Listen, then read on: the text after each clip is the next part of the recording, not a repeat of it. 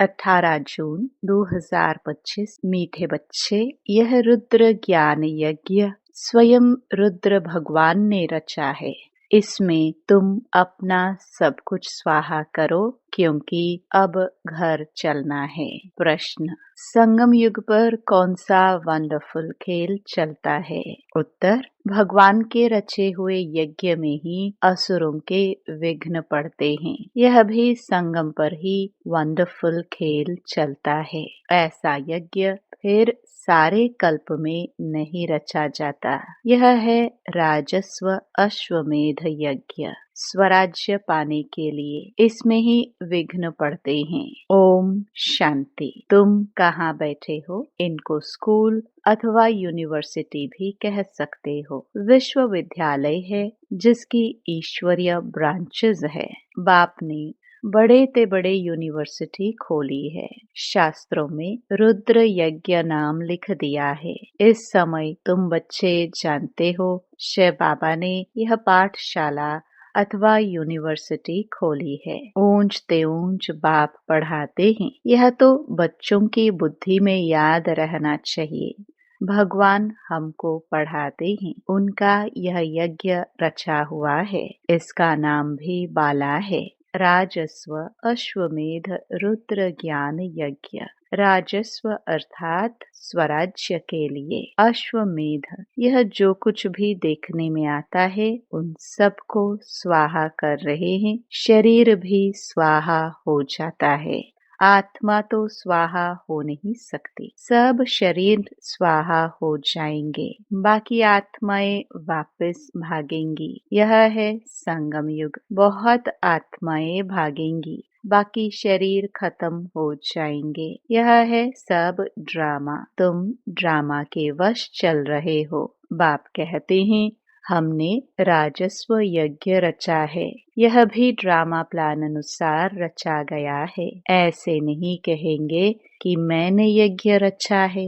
Drama plan अनुसार तुम बच्चों को पढ़ाने के लिए कल्प पहले मुआफिक ज्ञान यज्ञ रचा गया है। मैंने रचा है यह भी अर्थ नहीं निकलता। ड्रामा प्लान अनुसार रचा गया है। कल्प कल्प रचा जाता है। यह ड्रामा बना हुआ है ना। ड्रामा प्लान अनुसार एक ही बार यज्ञ रचा जाता है। यह कोई नई बात नहीं है। अभी बुद्धि में बैठा है। बरोबर 5000 वर्ष पहले भी सतयुग था। अब चक्र फिर रिपीट हो रहा है। फिर से नई दुनिया स्थापन हो रही है। तुम नई दुनिया में स्वराज्य पाने के लिए पढ़ रहे हो। पवित्र भी जरूर बनना है। बनते भी वही हैं जो ड्रामानुसार कल्प पहले बने थे। अभी भी बनेंगे। साक्षी हो, ड्रामा को देखना होता है और फिर पुरुषार्थ भी करना होता है। बच्चों को मार्ग भी बताना है। मुख्य बात है पवित्रता की। बाप को बुलाते ही है कि आओ पवित्र बनाकर हमको इस छीछी दुनिया से ले जाओ। बाप आए ही हैं घर ले जाने के लिए। बच्चों को पॉइंट्स तो बहुत दी जाती है। मुख्य बात फिर भी बाप कहते हैं मन मना भव। पावन बनने के लिए बाप को याद करते हैं। यह भूलना नहीं चाहिए। जितना याद करेंगे उतना फायदा होगा। चार्ट रखना चाहिए, नहीं तो फिर पिछाड़ी में फेल हो जाएंगे। बच्चे समझते हैं हम ही सतो प्रधान थे। नंबरवार पुरुषार्थ अनुसार जो ऊंच बनते हैं उनको मेहनत भी जास्ती करनी पड़ेगी। याद में रहना पड़ेगा। यह तो समझते हो। बाकी थोड़ा समय है, फिर सुख के दिन आने हैं। बरोबर हमारे अताह सुख के दिन आने हैं। बाप एक ही बार आते हैं। दुख दाम खलास कर अपने सुख धाम ले चलते हैं। तुम बच्चे जानते हो अभी हम ईश्वरीय परिवार में हैं, फिर दैवी परिवार में जाएंगे। इस समय का ही गायन है। यह संगम ही पुरुषोत्तम ऊंच बनने का युग है। तुम बच्चे जानते हो हमको बेहद का बाप पढ़ा रहे हैं। फिर आगे चल सन्यासी लोग भी मानेंगे। वह भी समय आएगा ना। अभी तुम्हारा प्रभाव इतना नहीं निकल सकता। अभी राजधानी स्थापन हो रही है, टाइम पड़ा है। पिछाड़ी में यह सन्यासी आदि भी आकर समझेंगे सृष्टि का चक्र कैसे फिरता है। यह नॉलेज कोई में है नहीं। यह भी बच्चे जानते हैं पवित्रता पर कितने विघ्न पड़ते हैं, अबलाओं पर अत्याचार होते हैं। द्रौपदी ने पुकारा है ना, वास्तव में तुम सब द्रौपदियाँ सीताए पार्वतिया हो। याद में रहने से अबलाए कुब्जाए भी बाप से वर्षा पा लेती हैं। याद में तो रह सकती है ना। भगवान ने आकर यज्ञ रचा है, इसमें कितने विघ्न पड़ते हैं। अभी भी विघ्न पड़ते रहते हैं। कन्याओं को जबरदस्ती शादी कराते हैं, नहीं तो मार कर निकाल देते हैं। इसलिए पुकारती हैं, हे पतित पावन आओ। तो जरूर उनको रथ चाहिए जिसमें आकर पावन बनाए। गंगा के पानी से पावन नहीं बनेंगे, बाप ही आकर पावन बनाए, पावन दुनिया का मालिक बनाते हैं। तुम देखते हो इस पतित दुनिया का विनाश सामने खड़ा है, क्यों ना बाबा का बन जाए, स्वाहा हो जाए। पूछते हैं स्वाहा कैसे हो, ट्रांसफर कैसे करे। बाबा कहते, बच्चे तुम इस साकार बाबा को देखते हो ना, यह खुद करके सिखा रहे हैं। जैसा कर्म हम करेंगे हमको देख और करेंगे। बाप ने इनसे कर्म कराया ना, सारा यज्ञ में स्वाहा कर दिया। स्वाहा होने में कोई तकलीफ थोड़ी ही है। यह न बहुत साहूकार न गरीब था, साधारण था। यज्ञ रचा जाता है तो उसमें खान पान की सब सामग्री चाहिए न। यह है ईश्वरीय यज्ञ। ईश्वर ने आकर इस ज्ञान यज्ञ की स्थापना की है, तुमको पढ़ाते हैं। इस यज्ञ की महिमा बहुत भारी है। ईश्वरीय यज्ञ से ही तुम्हारा शरीर निर्वाह होता है। जो अपने को अर्पणमय समझते हैं, हम ट्रस्टी है। यह सब कुछ ईश्वर का है। हम शिव बाबा के यज्ञ से भोजन खाते हैं। यह समझ की बात है ना। यहाँ तो नहीं सबको आकर बैठना है। इनका सैंपल तो देखा कैसे सब कुछ स्वाहा किया। बाबा कहते हैं जैसे कर्म ये करता है, इनको देख औरों को भी आया। बहुत ही स्वाहा हुए। जो हुए वह अपना वर्षा लेते हैं। बुद्धि से भी समझा जाता है आत्मा तो चली जाएगी, बाकी शरीर सब खत्म हो जाएंगे। यह बेहद का यज्ञ है, इनमें सब स्वाहा होंगे। तुम बच्चों को समझाया जाता है कैसे बुद्धि से स्वाहा हो, नष्टो मोहा बन जाओ। यह भी जानते हो यह सारी सामग्री काख हो जानी है। कितना बड़ा यज्ञ है। वहाँ फिर कोई यज्ञ नहीं रचा जाता है, न कोई उपद्रव होते हैं। यह सब जो भक्ति मार्ग के अनेक यज्ञ हैं, वह सब खत्म हो जाते हैं। ज्ञान सागर एक ही भगवान है। वही मनुष्य सृष्टि का बीज रूप सत चैतन्य है। शरीर तो जड़ है, आत्मा ही चैतन्य है। वह ज्ञान सागर है। तुम बच्चों को ज्ञान सागर बैठ पढ़ाते हैं, वह सिर्फ गाते रहते हैं और तुमको बाबा सारा ज्ञान सुना रहे हैं। ज्ञान कोई बहुत तो है नहीं। वर्ल्ड का चक्र कैसे फिरता है यह सिर्फ समझाना है। यहाँ बाप तुमको खुद पढ़ा रहे हैं। कहते भी हैं साधारण तन में प्रवेश करता हूँ। भागीरथ भी मशहूर है, जरूर मनुष्य ही होगा जिसमें बाप आएगा। उनका एक ही नाम चला आता है शिव, और सबके नाम बदलते हैं, इनका नाम नहीं बदलता।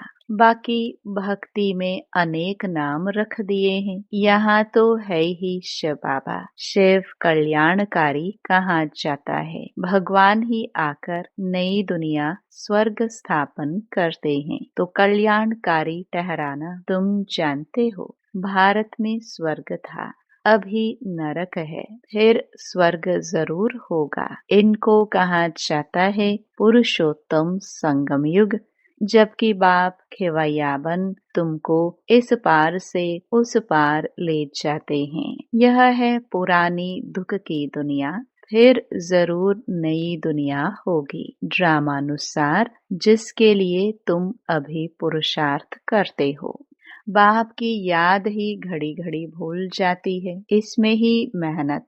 बाकी तुमसे जो विकर्म हुए हैं उनकी सजा कर्म भोग के रूप में भोगनी ही पड़ती है। कर्म भोग अंत तक भोगना ही है, उसमें माफी नहीं मिल सकती है। ऐसे नहीं बाबा क्षमा करो, कुछ भी नहीं। ड्रामानुसार सब होता है, क्षमा आदि होती ही नहीं। हिसाब किताब चुकतो करना ही है। तमो प्रधान से सतो प्रधान बनना है। इसके लिए श्रीमत भी मिलती है। श्री श्री शिव बाबा की श्रीमत से तुम श्री बनते हो। ऊंच ते ऊंच बाप तुमको ऊंच बनाते हैं। तुम अभी बन रहे हो, अभी तुमको स्मृति आई है। बाबा कल्प कल्प आकर हमको पढ़ाते हैं। आधा कल्प उनकी प्रारब्ध मिलती है। सृष्टि चक्र कैसे फिरता है उस नॉलेज की दरकार नहीं रहती।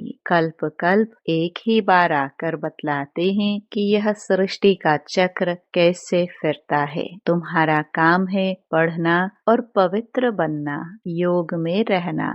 बाप के बनकर और पवित्र नहीं बनेंगे तो 100 गुना दंड पड़ जाएगा। नाम भी बदनाम हो जाता है। गाते भी हैं सतगुरु का निंदक ठौर न पाए। मनुष्यों को पता नहीं कि यह कौन है। सत बाप है, सतगुरु सत टीचर होगा ना। तुमको पढ़ाते वह है, सच्चा सतगुरु भी है। जैसे बाप ज्ञान का सागर है, तुम भी ज्ञान के सागर हो ना। बाप ने तो सारा ज्ञान दे दिया है। जिसने जितना कल्प पहले धारण किया है उतना ही करेंगे। पुरुषार्थ करना है, कर्म बिगर तो कोई रह ना सके। कितने भी हठ योग आदि करते हैं वह भी कर्म है ना। यह भी एक धंधा है। आजीविका के लिए नाम होता है, बहुत पैसा मिलता है। पानी पर आग पर चले जाते हैं, सिर्फ उड़ नहीं सकते हैं। उसमें तो पेट्रोल आदि चाहिए ना। लेकिन इनसे फायदा तो कुछ नहीं, पावन तो बनते नहीं। साइंस वालों की भी रेस है, उनकी है साइंस की रेस और तुम्हारी है साइलेंस की। सब शांति ही मांगते हैं। बाप कहते हैं शांति तो तुम्हारा स्वधर्म है। अपने को आत्मा समझो, अपने घर चलना है शांति धाम। यह है दुख धाम। हम शांति धाम से फिर सुख धाम में आएंगे। यह दुख धाम खलास होना है। यह अच्छी रीति धारण कर फिर औरों को धारण कराना है। बाकी थोड़े रोज हैं। वह पढ़ाई पढ़कर फिर शरीर निर्वाह अर्थ माथा मारना पड़ता है। तकदीरवान बच्चे फौरन निर्णय ले लेते हैं कि हमें कौन सी पढ़ाई पढ़नी है। उस पढ़ाई से क्या मिलता है और इस पढ़ाई से क्या मिलता है। इस पढ़ाई से तो 21 जन्मों की प्रारब्ध बनती है। तो ख्याल करना चाहिए कि हमको कौन सी पढ़ाई पढ़नी है। जिसको बेहद के बाप से वर्षा पाना है वह बेहद की पढ़ाई में लग जाते हैं। परंतु ड्रामा प्लान अनुसार कोई की तकदीर में नहीं है तो फिर उस पढ़ाई में चटक पड़ते हैं। यह पढ़ाई नहीं पढ़ते, कहते फुर्सत नहीं मिलती। बाबा पूछते हैं कौन सी नॉलेज अच्छी, उनसे क्या मिलेगा और इनसे क्या मिलेगा। कहते हैं बाबा जिस्मानी पढ़ाई से क्या मिलेगा, थोड़ा करके कमाएंगे। यहाँ तो भगवान पढ़ाते हैं, हमको तो पढ़कर राजाई पद पाना है। तो ज्यादा ध्यान किस बात पर देना चाहिए। कोई तो फिर कहते बाबा यह कोर्स पूरा कर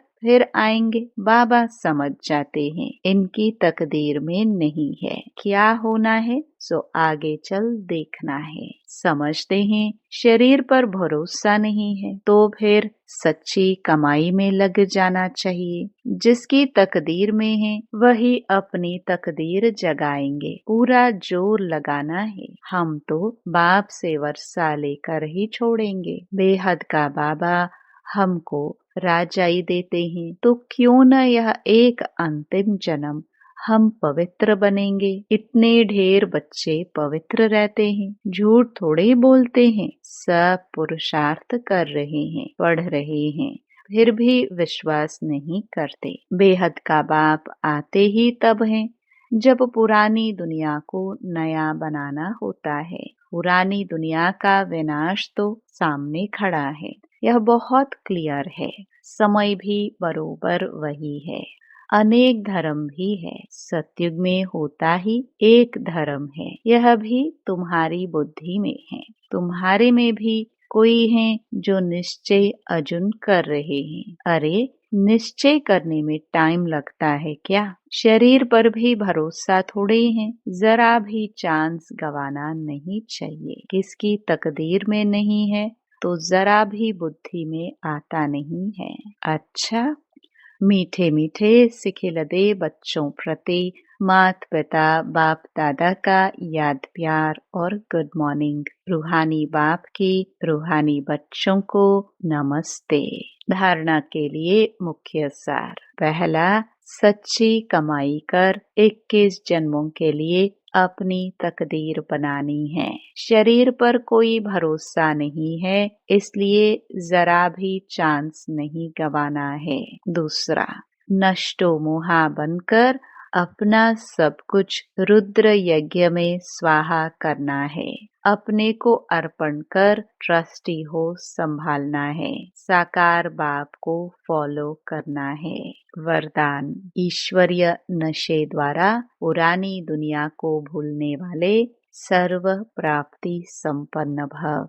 जैसे वह नशा सब कुछ भुला देता है, ऐसे यह ईश्वरीय नशा दुखों की दुनिया को सहज ही भुला देता है। उस नशे में तो बहुत नुकसान होता है, अधिक पीने से खत्म हो जाते हैं, लेकिन यह नशा अविनाशी बना देता है। जो सदा ईश्वरीय नशे में मस्त रहते हैं वह सर्व प्राप्ति संपन्न बन जाते हैं। एक बाप दूसरा ना कोई, यह स्मृति ही नशा चढ़ाती है। इसी स्मृति से समर्थी आ जाती है। स्लोगन, एक दो को कॉपी करने के बजाय बाप को कॉपी करो। अव्यक्त इशारे, आत्मिक स्थिति में रहने का अभ्यास करो। अंतर्मुखी बनो। अंतर्मुखी रहने वाले ही हर ज्ञान रत्न की गुह्यता में जा सकते हैं। ज्ञान की हर पॉइंट का राज क्या है और किस समय किस विधि से उसे कार्य में व सेवा में लगाना है, इस तरह से उस पर मनन करते उस राज के रस में चले जाओ तो नशे की अनुभूति कर सकेंगे। ओम शांति।